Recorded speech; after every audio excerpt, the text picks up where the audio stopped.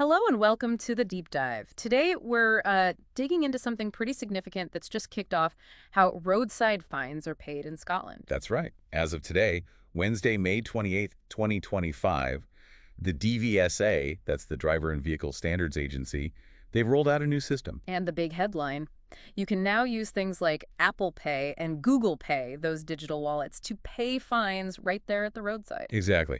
The idea is to make it all a bit smoother, more convenient for drivers. Right. And to help us unpack all this, we're joined by James, a transport policy analyst. He's got, what, over a decade of experience in road safety and digital infrastructure. Welcome, James. Thanks for having me. It's definitely an interesting change to talk about. Great to have you. And a quick hello to everyone watching Westferry Times. Thanks for tuning in. So yeah, happy to get into the details. Okay, let's do that. Let's get into the nuts and bolts. What does this new payment system actually involve? What's changed on the ground? Well, fundamentally, the DVSA's back-end payment system has been updated. It now accepts these digital wallet services, Apple Pay, Google Pay. Okay. This happened alongside a switch to a new company that's handling the payments for the DVSA. The main drivers, pardon the pun, were speed and convenience, Uh-huh. especially for people using their phones for everything now, right? Yeah. It just brings fine payment into line with how we pay for lots of other things. Yeah, that makes total sense. So it's not just like speeding fines we're talking about. What kind of penalties does this cover? No, it's broader than that. It covers quite a range, actually. Fines for vehicle defects. Like a broken light or something. Exactly. Or worn tires. Also, breaches of driver hours rules. That's a big one for commercial drivers. Right. Licensing violations, too. Even fees if your vehicle gets immobilized, clamped, basically. And sometimes certain court deposits can be paid this way at the roadside. And what kind of money are we talking about? What's the range for these fines? Generally, the fines under this new system run from about £50 up to £300. That's per offense, mind you. Per offense. Okay. Yeah, and it's worth remembering, officers can issue multiple tickets if they find several problems during one stop. Ah, so it could add up quickly then. It certainly could. It Right. might not just be a minor cost in some situations. Definitely not pocket change.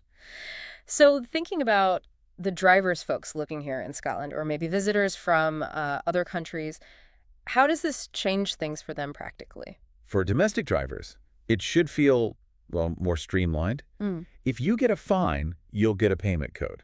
How does that arrive? It'll come via email and also a text message. That message will have the amount, the deadline, all the details. Then you've got choices. Yeah.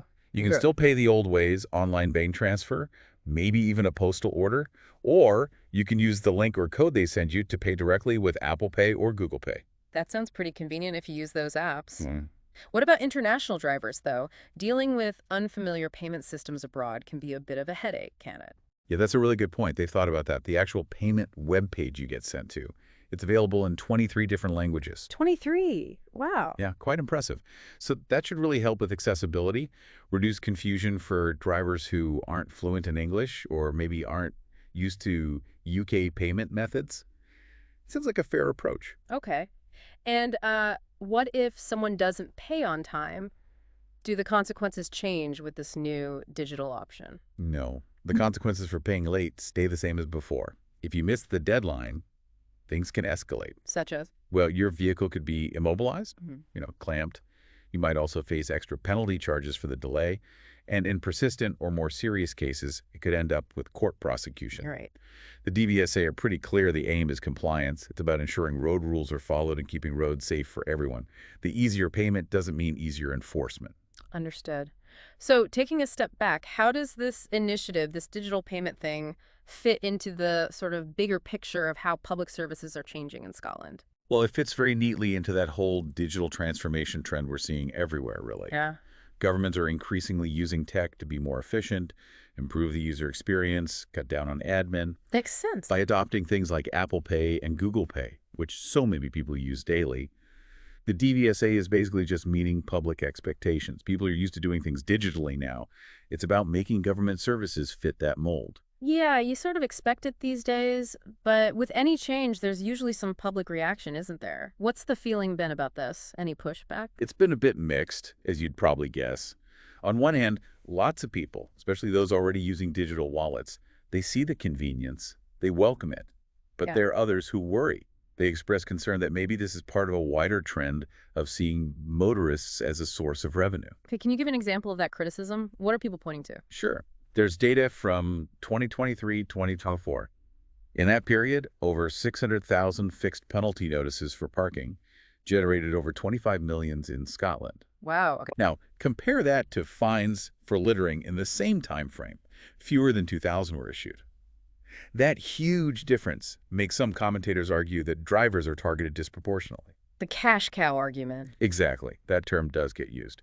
So while the convenience is noted, there's this underlying question about fairness and whether enforcement priorities are right. Just to be clear, a fixed penalty notice is basically that chance to pay a set amount to avoid court for a minor offense. Right, I see. That definitely puts that concern into context.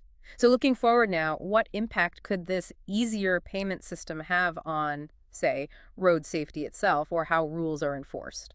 Well, potentially, if it's easier to pay, maybe more people will pay promptly. That could mean violations get addressed faster. Like fixing a faulty vehicle? Precisely.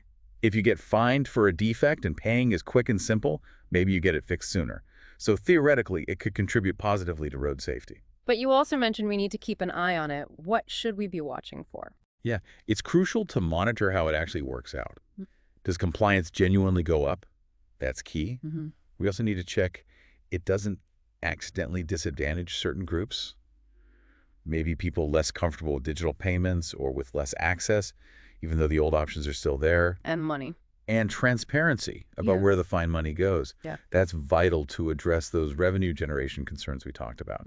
Is it being reinvested into road safety, for example? So wrapping it all up, how do you view this change overall in the grand scheme of transport policy and public services? I mean, overall, it seems like a positive move towards modernizing services. Using tech for efficiency and convenience, that's generally a good direction. But there's a but. Yeah, but Yeah. it's always about balance, isn't it? Balancing that efficiency with fairness, with transparency.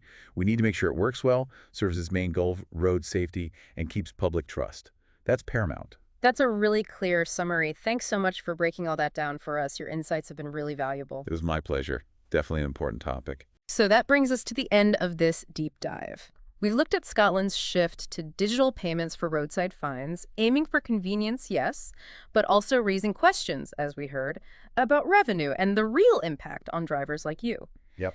It certainly gives you some food for thought, doesn't it? That constant balancing act between adopting new technology in public life and thinking through all the consequences. Thanks for joining us, and we'll catch you next time on The Deep Dive.